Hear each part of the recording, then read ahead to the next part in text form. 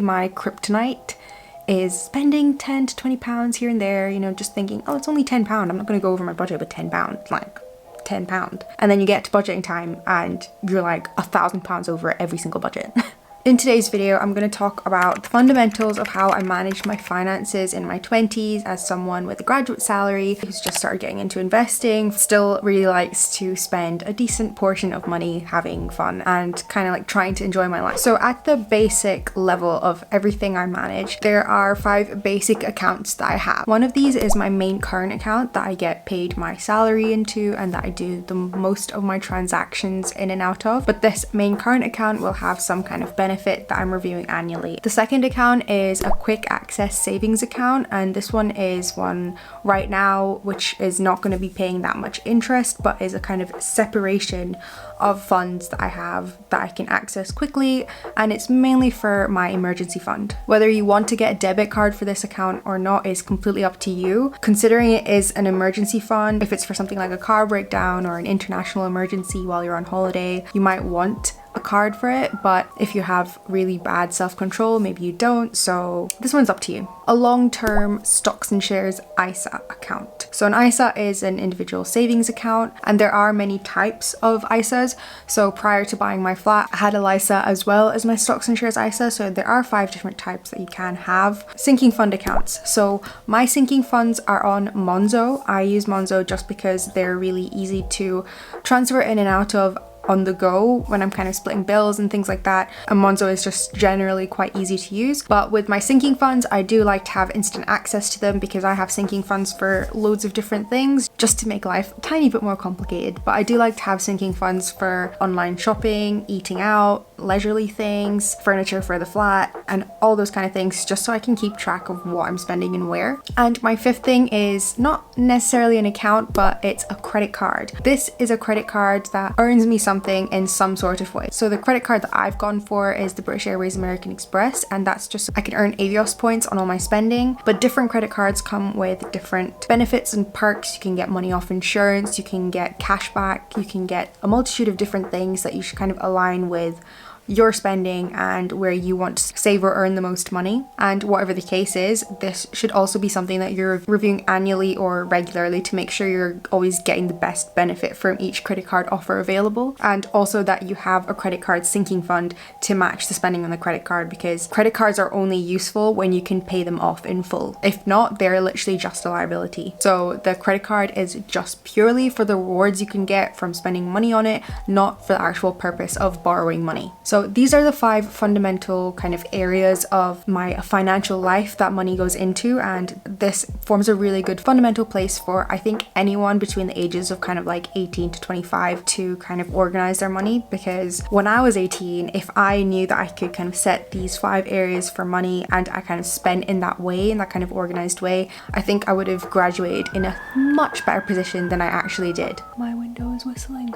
The next major key to managing my finances and a non-negotiable that has developed just from kind of building the habit is budgeting, and budgeting regularly. Now, budgeting is like a really broad term, so the actual activities of my budgeting process I'm actually going to make into another video, but every month I basically review my bank statement for everything I've spent in the month, just make sure that all my spending is in line with little goals that I've set myself, and the little goals are basically budgets. For example, a little goal that I have set myself is not spending more than £250 a month on food shops, and that's something I like to track because week on week you can kind of forget when you go to the shops and you're like, I'm gonna get the expensive oat milk and pre-prepared chicken, and your food bills can kind of vary week on week. So when you get to the end of the month, then you realize you've kind of gone like £100 over budget. That's what I like to try and control by budgeting. And obviously I've got loads of other different budgets, other different things that I'm saving towards, especially with lockdown ending. There's a lot of fun little sinking funds that I have prepared for being abroad. But basically, I cannot go a couple of weeks on YouTube without mentioning a budget. And I literally never even used to check my bank balance. So I can very safely say that checking on it once a month regularly for the last year and a half has transformed my overspending habits. I would wait for the text from my bank to tell me that I was nearing my overdraft limit before I actually went in and checked my bank account balance. Like, it was really bad. Literally my kryptonite is spending 10 to 20 pounds here and there, you know, just thinking, oh, it's only 10 pound. I'm not going to go over my budget with 10 pound, like 10 pound. And then you get to budgeting time and you're like £1,000 over every single budget. And I've got actual commitments now, like utilities and bills and a mortgage, and I can't really afford to keep letting those bad habits consume me because I don't have the shelter of childhood anymore. And budgeting will just force you to confront your truths and your bad financial habits and just get over them, because you just need to face them and get over it, really, at the end of the day. And you don't need to tell anyone that you're doing it. You don't need to make a big deal of it like I do. I just make it a big deal so that you would actually do it. But yeah, budget. That's all I'm trying to say. Budget. Look at your bank balance once a month. Do it. A really key aspect of being able to do this regularly is making time for it. So we all make time for things that are important to us. We all make time to get up and have breakfast. We all make time to shower. We all make time to exercise, sometimes once a week. And we just don't make excuses for certain things, and budgeting and checking your bank balance just needs to be one of those things. So a really easy way to do it right now is just make a little event in your calendar and make it repeat once every month on the Sunday when you know you're probably not going to be doing that much on a Sunday, like afternoon or evening, and just bite the bullet and do it. Let the pop-up come up on your phone to remind you to go check your bank balance, and find a really easy, simple Google Sheets template. You know, I've got one coming for you for a budget, and fill it in every month. The more you do it, the less time it will take over time, and the less kind of annoying of a habit it will be to do. And it'll start to get really fun, because the more you do it, the more you'll find like little bits of money that you know you can put towards either huge savings accounts, investing, or maybe towards literally like a designer bag or a nice dress that you've been really wanting and you can actually buy because you've been budgeting and you've been controlling your spending. And the really important thing that I like to do is check my current account and my credit card annually for offers and things that I could be getting if I did switch them. Now, your current account, it can be a bit stickier to switch, because if you switch that too many times, it can. But one that I definitely really consider switching every year is my credit card. By switching, I mean using new credit card and taking advantage of like new joiner offers, basically, because sometimes you can get really high cashback rates in the first year with current and savings accounts. And with the credit cards, they're kind of similar offers in that, for example, with the American Express British Airways card, there was a points bonus for spending a certain amount of money in the first couple of months, which you could easily do if you knew you had a big insurance renewal or you had to buy a laptop or something like that. Because doing an annual review of what you do use is something that is really easy to forget. So this is one to really put into your calendar and is a great way to take advantage of good debt.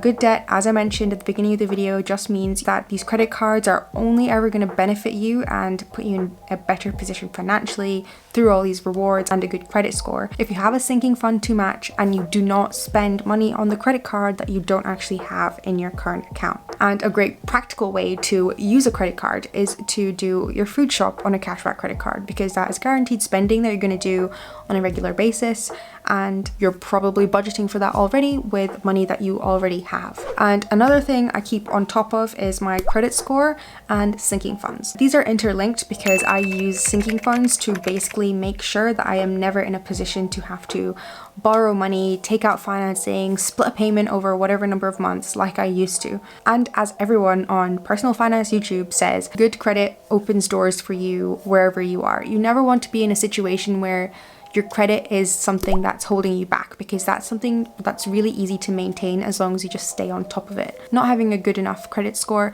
can stop you from opening a current account that might be really useful for you, to the more extreme example of not being able to get a mortgage on your first home. And basically, to do this, I have my incessant sinking funds for anything that I'm bad for spending. So while I do check myself during the budgeting process for overspending, bad financial habits and things like that, I have my sinking funds for the bad days. And I never really want to rely on borrowed money on a day that I feel like my emotional spending is going to be high. So basically, having a sinking fund just means that if I ever use my credit card on a day of frivolous spending, I know that I have the money to pay for that as soon as I need to. So that was a really quick roundup of how I manage my finances, and they're really fundamental key habits and aspects of my money management, I guess, that just keep me in check, keep me organized, really reduce my financial anxiety. They bring me way closer to my actual financial goals while balancing being someone who really likes to spend money and treating myself. We just really need to stop sticking our head in the sand when it comes to money and budgeting and talking about money and budgeting. So I hope you enjoy this video about the absolute fundamentals of managing your money when you really don't want to, but you really should. And I'll see you again next week. Bye.